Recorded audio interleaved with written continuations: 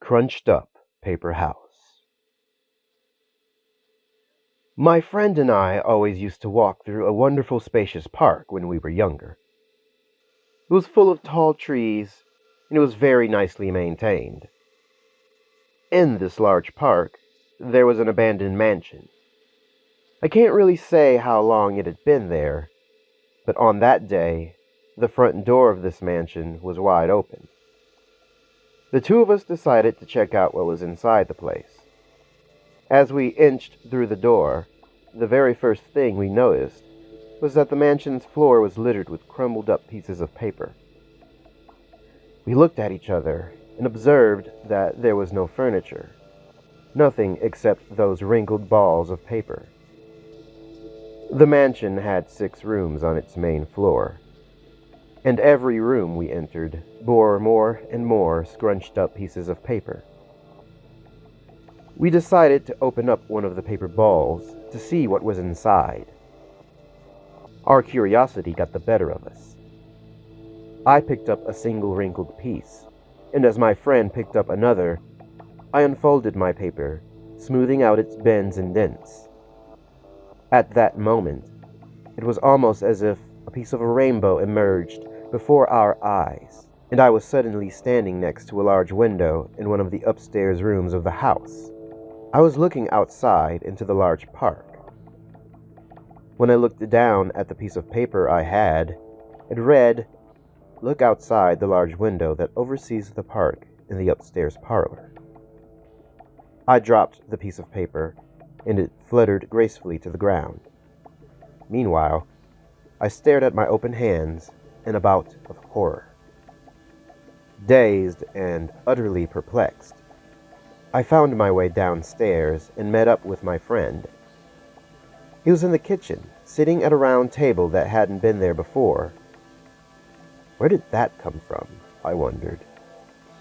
My friend stared at his opened paper and reread the words several times before he looked at me and turned the page my way.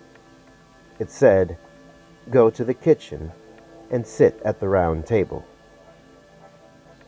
We stared at each other for a few moments, vaguely afraid, but then we began to chuckle. Within seconds, we were laughing our heads off, marveling at our newfound game. We could hardly believe what had happened, but being young as we were, the mystery was endlessly exciting. We decided again to open another scrunched up piece of paper. As we opened up the crumpled papers on the floor, we experienced the same sudden flash of rainbow colors. But this time, I ended laying down in the field behind the mansion.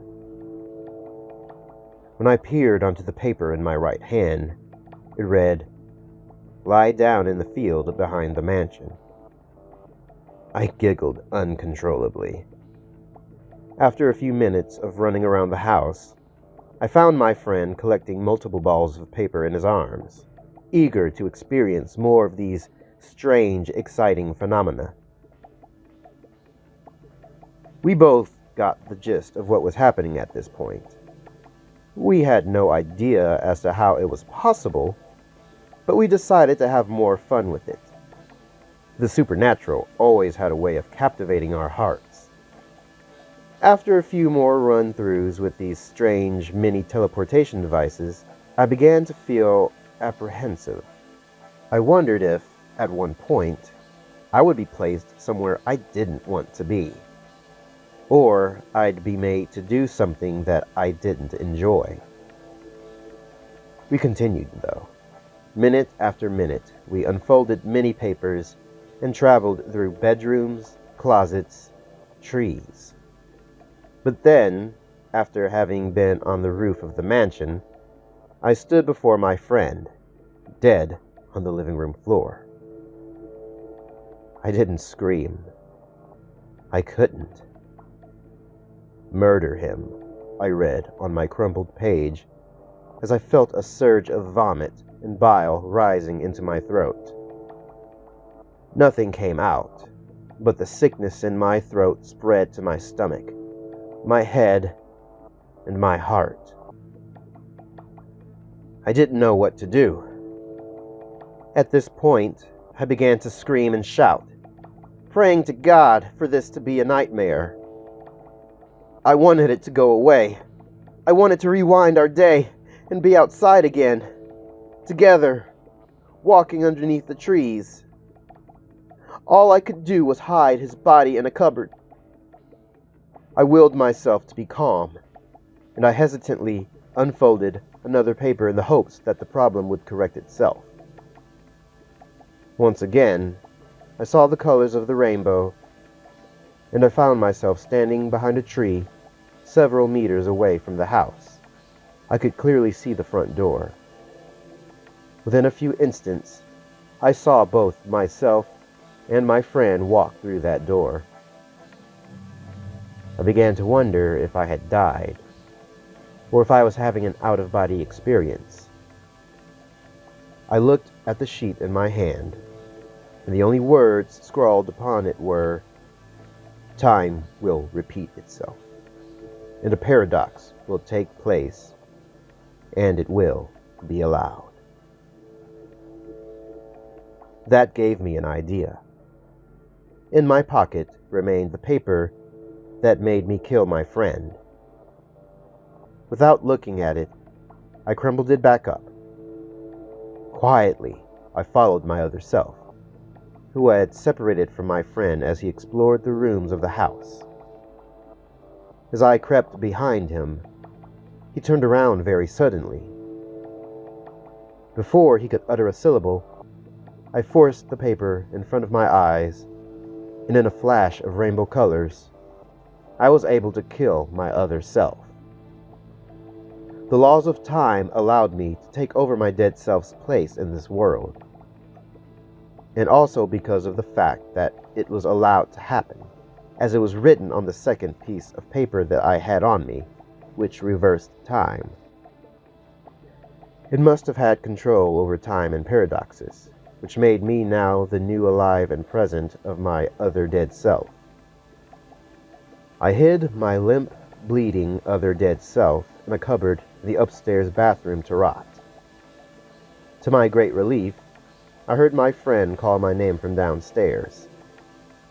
My friend, who managed to stay alive and well, my best friend. When I went downstairs, he greeted me excitedly, smiling childishly and being blissfully unaware of the situation. I pretended that nothing had happened. In a heartbeat, I told him that the house creeped me out and that it would be much better if we left. After that day, we never went near that mansion again.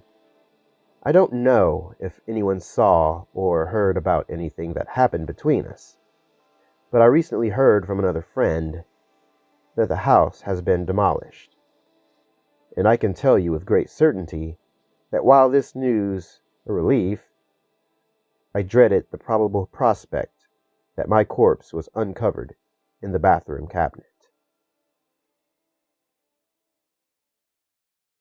Thanks for listening.